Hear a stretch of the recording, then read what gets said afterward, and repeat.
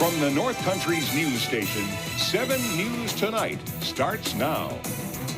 Tonight on 7 News, we have the latest from St. Lawrence County. 2 people died early Friday morning after a Route 11 crash in Gouverneur. Plus, we speak with Watertown's outgoing mayor, Jeff Smith. He looks back on his time in office and gives some advice to the new council members starting next year.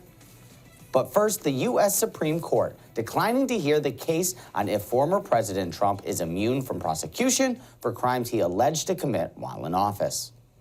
Good evening, I'm Zach Grady. Thank you for joining us tonight. A Supreme Court order issued Friday could delay the March 2024 start of former President Donald Trump's trial on charges if he interfered in the 2020 presidential election. The issue focusing on the question of presidential immunity will now be heard by a federal appeals court next month. CBS News correspondent Arik Brown reports from Washington.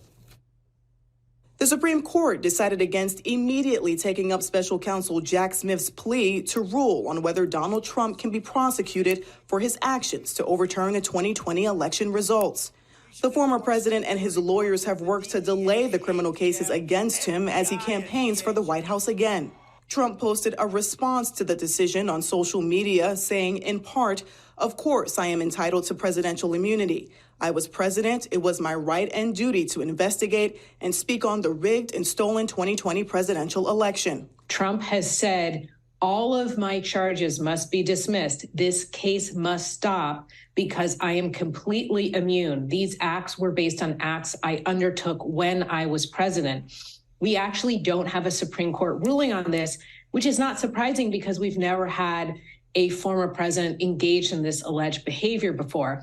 Next, the U.S. Court of Appeals for the District of Columbia Circuit will have to decide on the issue. That could slow the timeline for Trump's criminal trial scheduled to begin early March. Special counsel Smith wanted to bypass the appeals court in part to avoid having the case begin during the presidential election. The appeals court is set to hear arguments on January 9th. Arik Brown, CBS News, Washington. 2 people have died after a crash in the town of Gouverneur. State police say around 8:15 Friday morning, 29-year-old Sardor Azatuliev entered the opposite lane of U.S. Highway 11 while driving a tractor. Police say the tractor sideswiped a pickup truck before hitting another car head-on with 3 people inside of it. The driver, 47-year-old Joshua Moe of Ogdensburg, was pronounced dead at the scene. A passenger, 67-year-old Gonzalo Ramirez Zuniga of Potsdam, later died at Gouverneur Hospital. The second passenger, 56-year-old Rosa Maria Solis of Potsdam, sustained minor injuries. The driver of the pickup truck was not injured. The Red Cross is assisting 6 people after a Thursday fire in the town of Osagachi leaves them displaced. Neighbors say the Uvalton Fire Department responded Thursday to a home on Middle Road. The American Red Cross is now providing financial assistance and help for the 6 victims, 2 adults and 4 children. No word yet from authorities on the cause of the fire.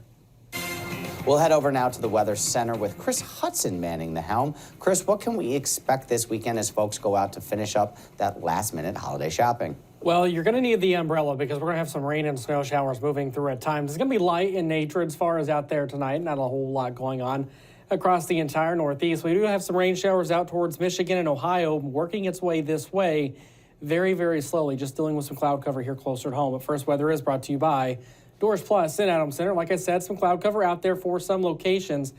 Other locations still seeing some clear skies with some high, thin clouds, so you're still able to see the moon out there tonight. But as far as going towards tomorrow morning, we will start seeing the increase in cloud cover, and highs tomorrow will be warmer. We're talking in the upper 30s with that chance for some rain and snow, so details on that coming up in just a few. Thanks, Kris. With Watertown Mayor Jeff Smith set to step down on January 1st, the outgoing mayor took a moment to reflect on his tenure in City Hall. 7 News reporter Chad Charette sat down with Smith as he readies for his last week as leader of the city of Watertown. When he assumed the role of Watertown's mayor in early 2020, Jeff Smith hit the ground running. He started off with the search for a new city manager, and just a couple of months later, COVID-19 turned Watertown and the world upside down. Staff would turn to me in terms of what's going on, what do we do, the fears, when do we shut down things, how do we do things. And I was trying to balance the medical knowledge with the the state wanted people to do and people were doing. Later that year, Smith made what he believes was his greatest accomplishment, preventing the construction of what would have been a state-mandated second courthouse in Watertown. The move saved the city millions. When I campaigned, when I ran, there's a lot of people that said that won't happen. In fact, there was a lot of people scared it's going to cost the city more money. But yet, we saved over $5 million probably in that. Smith says another high point in his tenure was bringing in state help to clear roads during and after the blizzard of 2022. That was a great accomplishment. It's not sexy, but it saved the city a lot of money, and it got the streets cleaner faster. Smith says he's satisfied with his time in office, citing steady tax rates and numerous infrastructure projects. His main regret? Too much city spending on projects like pools in the Thompson Park Golf Course, projects he voted against. Those topics often led to arguments among council members. I would have liked it done even better in terms of protecting out years and not having what I would consider more wasteful spending. Smith believes the city will be in good hands with Mayor-elect Sarah Campo-Pierce, and he has high hopes for the new city council members. Chad Charette, 7 News. Catholic Charities in Ogdensburg is making sure those in the community do not go hungry this Christmas. 7 News reporter Sean Brenda tells us what the group is doing this holiday to help put a hot meal on people's plates.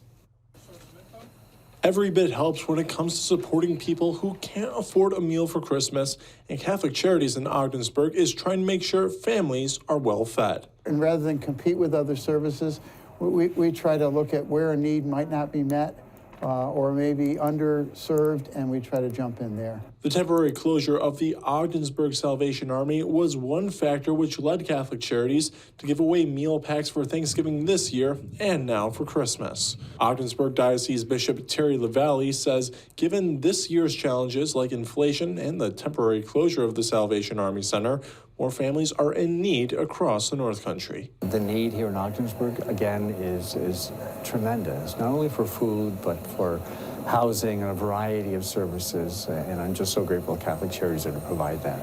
So far, Catholic Charities has given around 318 meal bags to families in need, and that's for both Thanksgiving and Christmas. Each meal bag comes with a choice of meat, vegetables, stuffing, and pie ingredients to help with Christmas dinner. Catholic Charities organizers say if there are families who still need help this Christmas season, they should reach out to the organization for assistance. Sean Brenda, 7 News. Those saying Yo Quiero Taco Bell have a new location on Watertown's east side to satisfy their fourth meal cravings. The new Taco Bell on State Street opened Friday morning, celebrating with a ribbon cutting.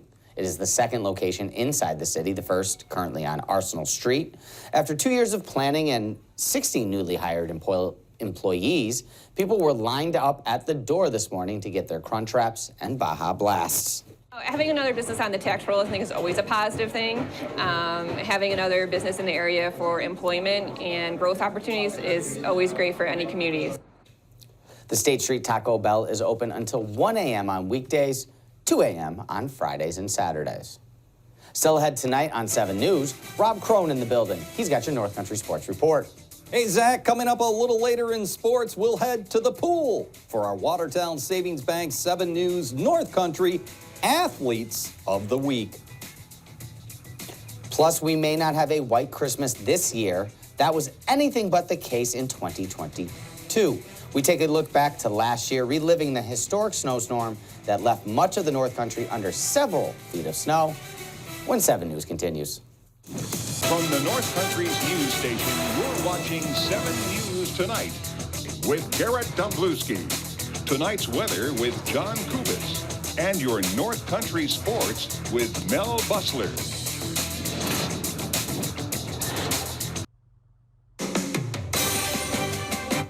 The winning evening lotto numbers for Friday, the daily 711, and the win for 9255.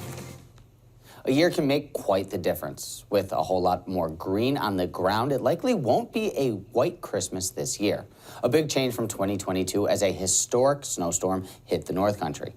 7 News reporter Thomas Caffarella takes a look back on how people weathered the holiday storm. As the blizzard blew in the Friday before last Christmas, people like Elizabeth Carson and her son had plans, but the snow didn't care. He actually does dance. He's wanting to go professional. So we drive down to Syracuse for his coaching, and that impacted us getting down to Syracuse. The blizzard of 22 dumped snow, caused power outages, and brought close calls for the holiday season. And my husband got stuck at work, and so we weren't sure if he was going to make it home for Christmas, and luckily he made it through the blizzard Christmas Eve. Plow drivers were on the roads helping people make it home safely in time for the holidays. In the town of Lyme, they were clocking in longer hours than normal. It's around 16 hours a day. And even after 21 years of working in the town of Lyme Highway Department, Superintendent Pat Weston still experienced first in the blizzard of 22. Well, there's never been a time where we couldn't get our runs done with the trucks. We were always able to drive in heavy snow and wind. But this time it was just impossible. Just a year ago, right here, I would have been covered in snow. This year, the snowfall is much more mild, leaving residents ready for the winter. We went sledding a little bit with our little one, so definitely enjoyed the snow, but glad it's not as much this year. The blizzard of 22, a historic storm the North Country will remember. Thomas Caffarella, 7 News. While the future for Watertown Zoo, New York may be uncertain, it did not stop the Thompson Park attraction from continuing to spread a bit of holiday cheer for the North Country community. Throughout December, the zoo is hosting its Winter Wonder Lights holiday celebration. The event gives a chance for folks to stroll through a number of holiday light displays while also catching a glimpse of the zoo's animals. Aside from admission, the zoo has also been asking for donations as it is facing some financial problems. Interim Zoo Director Mark Irwin says attendance has been much higher than expected this year, and the community support has been reassuring. It's uplifting, it's amazing. We have so much support. If you look around the building here, all these snowflakes are donations that people have made. So it's been just an incredible response. Community is coming out, they're enjoying it, they get to walk around, see the zoo in a whole different light. The event lit up on Friday at 5 p.m. and will open once again at 5 p.m. on Saturday, as well as again next Friday and next Saturday. Tickets are $7 with admission being free for all zoo members. And when we return, Chris Hudson is back in the Weather Center with your full forecast. Now, tonight's weather. Well, we're seeing some clouds out there for some locations. Other spots, it's not seeing a whole lot of cloud cover. We do have some high, thin clouds as well as those low-level clouds, but temperatures this evening are kind of cool. They're not cold, but they're cool compared to where they were last night. And here in downtown Watertown, not a lot going on. That current temperature is 24 degrees. It's been there for the past several hours, and it doesn't look like it's going to be budging a whole lot more as we go through the rest of the evening hours, but we do have a northeast wind at 5 miles per hour. That's giving us a feels-like temperature of 18 degrees. So it does feel cooler out there than what it actually is. But today really was a nice day for us. For December, 33 degrees was our high, 14 the low this morning. Of course, nowhere close to our records of 29 below. And then, of course, 64 for the record high. No rain to talk about today, but we do have some rain and some snow showers coming into the forecast, but still rather chilly out there for some locations. 16 degrees for Ogdensburg, 17 Canton, and then 18 degrees for Messina, 28 for you and Fort Drum, 23 Kingston, and 30 degrees now for Barnes Corner. So where we're seeing the cloud cover, we're warmer. Those locations that aren't seeing the cloud cover, they're, of course, cooler, but by the time we get towards tomorrow, those clouds will be increasing. We have the chance for some rain and snow coming into the forecast as well. That's as we get into the afternoon, but look at our highs tomorrow, getting towards 40 degrees for most locations. Of course, it's going to be staying cooler in the St. Lawrence River Valley because of that northeast wind funneling in that colder air, but it will be a nicer day tomorrow as far as temperatures are concerned. As far as cloud cover towards tomorrow morning, it's going to be thickening up. Temperatures in those 20s out there. And then as we go towards noon, we start seeing the chance for a wintry mix and some rain and snow coming into the forecast. Like I said, though, cooler in northern St. Lawrence County than it will be in other locations, especially as we get into the afternoon. You can see some rain and snow moving through. Not expecting a whole lot of anything from this, but by 6 p.m. you can see still dealing with some rain and snow showers out there. And that's going to continue as we go overnight from Saturday into Sunday. So you're going to need the umbrella handy or rain jacket handy as we are finishing up our Christmas shopping this weekend because that time is running out very, very quickly. But by the time we get towards 11 o'clock in the morning on Sunday, you can see not a whole lot going on, a few rain and snow showers out there, and temperatures in the 30s. How much snow are we talking about?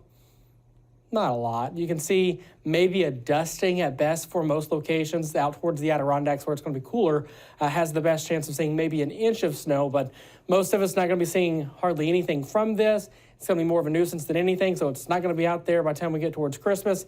In fact, we are talking about a warmer Christmas, and you can see why we're talking about a warmer Christmas, and that's because we are talking about highs getting up close to 50 degrees by the time we get towards Christmas Day. It will be nice, so all that rain and snow will be out of here by Christmas Day.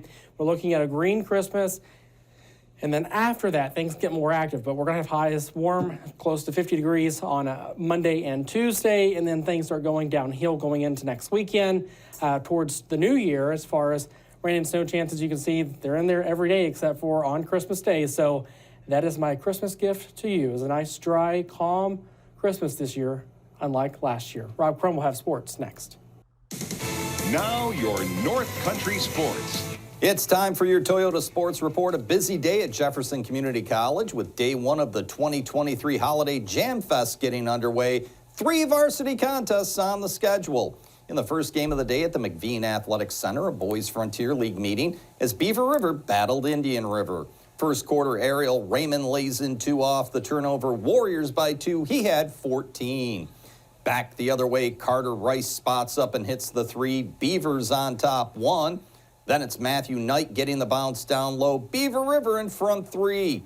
Colton White cleans up his own miss and connects inside. Indian River goes on to beat Beaver River 49-41. Staying on the boys' side, Morristown and Copenhagen also meeting at the 2023 Holiday Jam Fest at JCC. Second quarter, Joseph Roble takes the feed inside, lays in 2. Morristown down 2. Then it's Cameron Tolan cleaning up the Walker Belial miss for the bucket, tying the game. Copenhagen answers. Samuel Carroll drills the jumper in the lane. Copenhagen up 2. It's Carroll hauling in the Aiden Sheets miss and scoring. Golden Knights on top 4. But Morristown nips Copenhagen 57-54. The late game at JCC pitted Herman DeKalb against APW. Second quarter, Noah Losi comes up with the Michael Maurer miss and sticks home 2. Green Demons up 1. Then it's Hunter Bushi with nothing but net on the 3. Herman DeKalb by 1. Losi drills the pull-up in the lane. Green Demons on top 3. Bushi drives baseline for the bucket, and he's fouled, but APW beats Herman DeKalb 55-41. NAC girls basketball, St. Lawrence Central hosting Lisbon. Allison Bell fast to the hoop. Lisbon up 16-9. Carly Provost wins the floor battle. Tosses to Courtney Moreau, who dashes to the bucket and draws the foul. Rachel LaRock with the power move inside for 2 of her 11 on the day.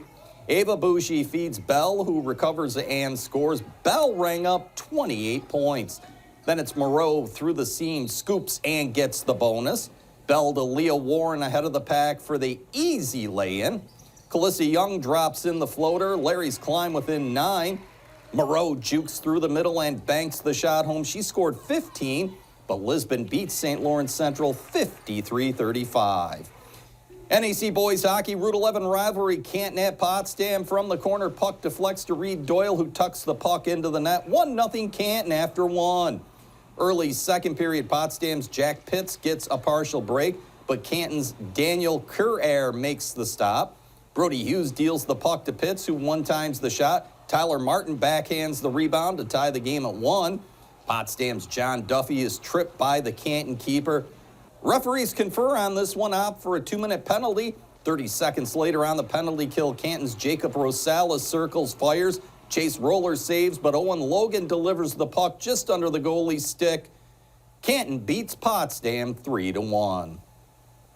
NAC boys hockey, upstart Tupper Lake at Messina. Messina's Jacob Bellergeron lasers a shot over the shoulder of Tupper Lake's Bryce Hutt, give him a 1-0 lead. Ben Thompson fires the rebound shot right back at the chest of Hutt, who makes the save. Late in the first, Messina's James Bouchard passes over to Ryder Sunday, who blasts a shot for the goal. 2 minutes into the second period, Messina scored off the faceoff as Sunday chips the puck between the legs of Hutt to take a 3-0 lead. Messina beats Tupper Lake 6-1. Well, tonight's local scoreboard's brought to you by Doors Plus. Located in Adams Center, quality products and professional services throughout the North Country, including Jefferson, Lewis, and St. Lawrence counties. Specializing in garage door repair and installation for both residential and commercial applications, an open door and a closed door policy for your garage. Give Doors Plus a call. Recapping all the local action from Friday, boys high school basketball, Saranac Lake over Tupper Lake, Watertown by 10 over Auburn, Utica Notre Dame defeats South Louis. One girls score, Oneida by 4 over South Jeff. Boys high school hockey, Norwood Norfolk defeats Plattsburgh. Girls high school hockey, Oswego doubles up Messina, and it was Skinny Atlas over Potsdam. Well, this week we honor a relay team of 4 talented swimmers who reached new heights and set new records along the way. These swimmers from Watertown earning the Watertown Savings Bank 7 News North Country Athlete of the Week Award. Mel Bussler has the story. The Watertown Girls 400 Freestyle Relay Swim Team of Molly Dickinson, Lily Johnson, Mallory Peters, and Jasmine Ferguson received this week's honor. This talented group of swimmers broke the pool and league meet records at the Frontier League Championships at Indian River. The team set the former record a year earlier. The girls then broke their own personal mark at the Section 3 Class B Championships in Syracuse, placing second overall. Each swimmer under a minute in their respective times. Outstanding performances by this quality group of swimmers. I'm really happy that it was those 3 because I feel like they're one of my better friends on the team, and so I'm really happy that it was them that I could share a record with. I'm really proud of us. I think we all put in a lot of work, and we all really wanted the record, so we all pushed ourselves to our limits. I think for this relay specifically, I know Jasmine and I, as seniors, we were the 2 7th graders who came up, and we were joined with the 2 7th graders that came up last year, so I think having one of the 2 oldest and one of the 2 youngest, it made it really special to have that as the team. I think we all push ourselves really, really hard, and it makes for 4 amazing swimmers to do something good. So, well, this is a unique group. To have a special team of 2 seniors and 2 8th graders. These 4 young ladies work extremely hard in practice. They're typically the ones that are leading the lane and working extremely hard on their sets and pushing themselves. I think they finally figured out that they have the potential and believed in themselves to achieve something that hasn't been done in a long time. So I'm so proud of them for working hard, and especially my seniors for, pushing the 8th graders and letting them know that they can do it, and this is something to be really proud of and special team. So to be able to have 4 girls that can break a minute, and even more so, I mean, it's not just breaking a minute, they had to really drop some time. It was quite an accomplishment. Congratulations to the Watertown Girls 400 Freestyle Relay Swim Team. The Watertown Savings Bank 7 News North Country Athlete of the Week. Well, that's going to do it in sports this Friday night. After a quick commercial break, Zach Grady is back to wrap things up.